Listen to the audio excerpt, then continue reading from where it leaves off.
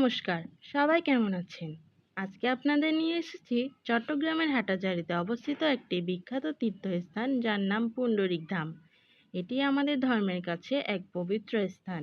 এখানে প্রতিদিন অনেক ভক্ত আসেন আর বিশেষ উৎসবগুলোতে ভরে ওঠে মানুষের ভিড়ে। আজকের ভিডিওতে আমি আপনাদের দেখাবো এই ধামের প্রধান মন্দির, আশেপাশের পরিবেশ, ধর্মীয় কার্যক্রম আর এর আধ্যাত্মিক গুরুত্ব। তাহলে চলুন শুরু করা যাক।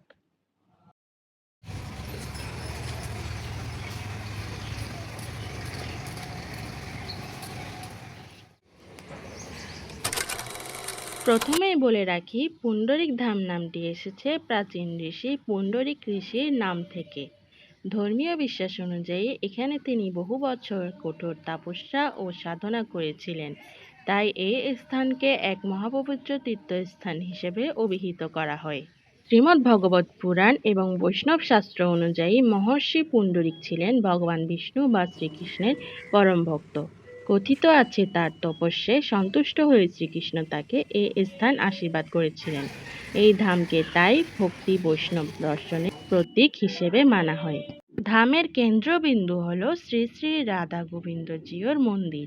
এখানে আরও আছে বিভিন্ন দেবদেবীর মন্দির, যেগুলোতে নিয়মিত পূজা অর্চনা ও কীর্তন করা হয়। প্রতিদিন স্থানীয় ভক্তরা এখানে আসেন, তেমনি বিভিন্ন জেলা ও বিদেশ থেকেও ভক্তরা আগমন করেন। পুণ্ডরিক ধামের মূল আকর্ষণ হল উৎসবমুখর পরিবেশ। দোলযাত্রা, রঙের উৎসব অত্যন্ত আনন্দঘনিতার সাথে পালিত হয়। শ্রীকৃষ্ণ জন্মাষ্টমী, হাজার হাজার ভক্ত কীর্তন ও নামযজ্ঞে অংশ নেন। বার্ষিক পুণ্যস্থান ও তীর্থস্থান, দূর দূরান্ত থেকে আগত ভক্তরা এই ধামে আসেন। মেলা, প্রতি বছর এই তীর্থে বিশাল মেলা বসে, যা ধর্মীয় আচার ছাড়াও লোকসংস্কৃতির মিলন মেলায় পরিণত হয়।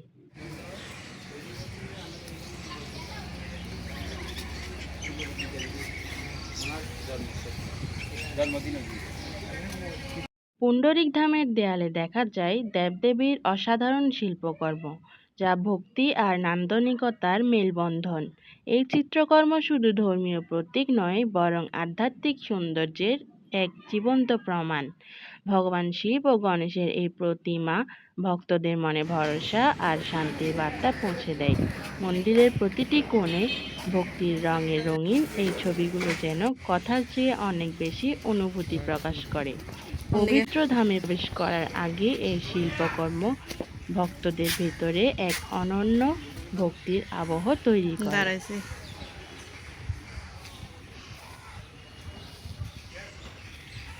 পুণ্ডরিক ধামের ভেতরকার এই অসাধারণ ভাস্কর্য শুধু শিল্প নয়, ভক্তদের জন্য ভগবানের অলৌকিক লীলার এক জীবন্ত স্মৃতি। নাগের ফণার উপর নৃত্যরত কৃষ্ণ যেন মনে করিয়ে দেয় অসুরের অন্ধকারকে জয় করে আলো ও শান্তির পথ তৈরি হয়। এখানে রয়েছে মা কালীর প্রতিমা। দুর্গাপুজো ও কালীপূজার সময় এখানে অনেক বড় আয়োজন হয়। উৎসবের দিনে এই মন্দির প্রাঙ্গণ আলোকসজ্জায় সজ্জিত হয়। ভক্তরা এখানে আসেন মায়ের কাছে শান্তি ও শক্তির জন্য প্রার্থনা করেন।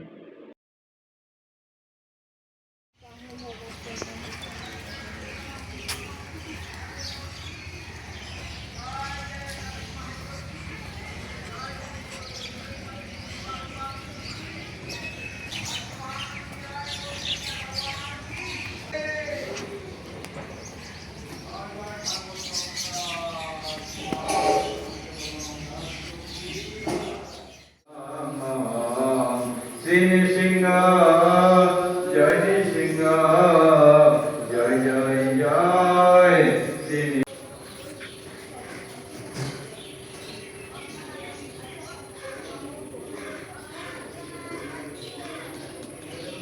কিছু কিছু স্থানে ফলক আছে যেখানে ধামের ইতিহাস লেখা থাকে।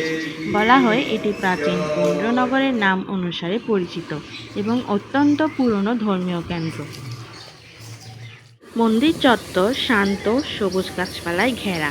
ভক্তরা শুধু ধর্মীয় কারণে নয়, মানসিক শান্তি ও প্রাকৃতিক ছোঁয়া পেতেও এখানে আসেন।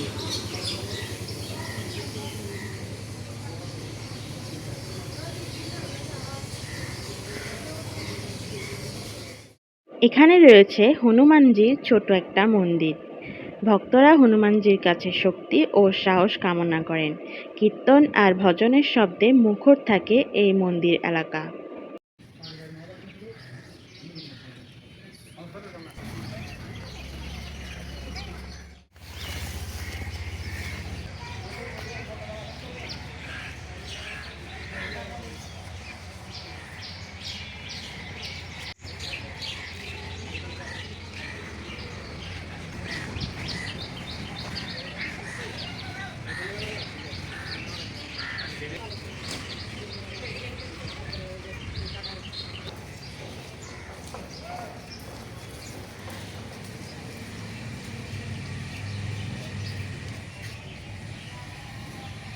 চারপাশে সবুজ গাছপালা, ফুল আর পাখির ডাক মিলিয়ে জায়গাটা খুবই শান্ত ও মনোরম।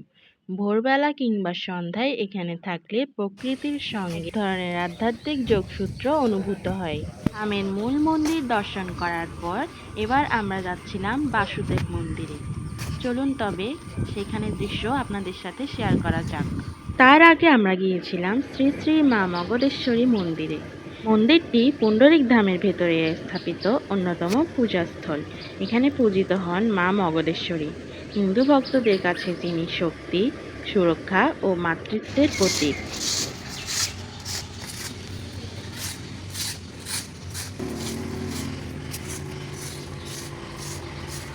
পুণ্ডরিক ধামের অন্যতম আকর্ষণ হলো এই মন্দির।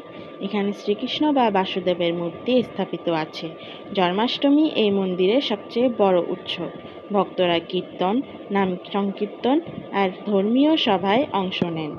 বিশেষ দিনে প্রসাদ বিতরণও করা হয়।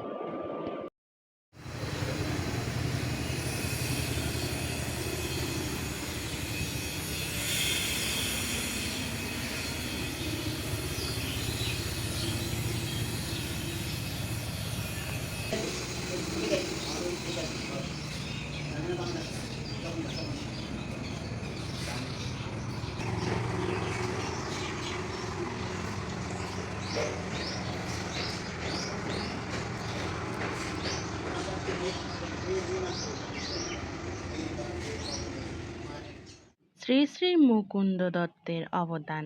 তিনি পুণ্ডরিক ধামে ভক্তদের জন্য এই ভোজন কুটির প্রতিষ্ঠা করেন। উদ্দেশ্য ছিল ভক্তদের আধ্যাত্মিক পরিবেশে মিলন ঘটানো এবং প্রসাদের মাধ্যমে ভক্তি ছড়িয়ে দেওয়া।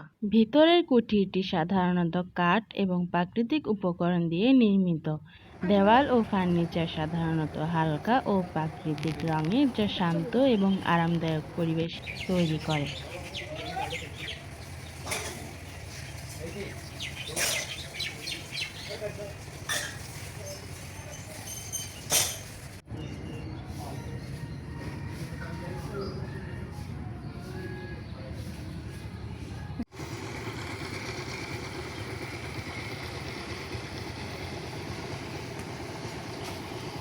আমরা মোটামুটি সব মন্দির, সব চত্বর, সব জায়গা ঘুরে ফেলেছিলাম এই ধামের।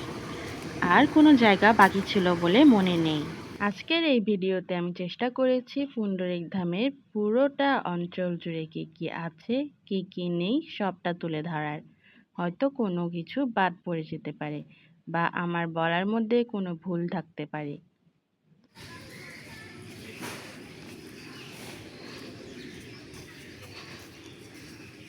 আমি যতটুকু জেনেছি, যতটুকু শুনেছি, শুধুমাত্র সেটুকুই আপনাদের সাথে শেয়ার করেছি। এর মধ্যে যদি কোনো ভুল থেকে থাকে আমাকে অবশ্যই জানাবেন। আমি পরবর্তী ভিডিওতে তা শুধরানোর চেষ্টা করব। আশা করছি আমার সাথেও আপনাদের এই মন্দির দর্শন অনেক ভালো লেগেছে। জানি না আপনাদের সামনে আমি কতটুকু তুলে ধরতে পেরেছি।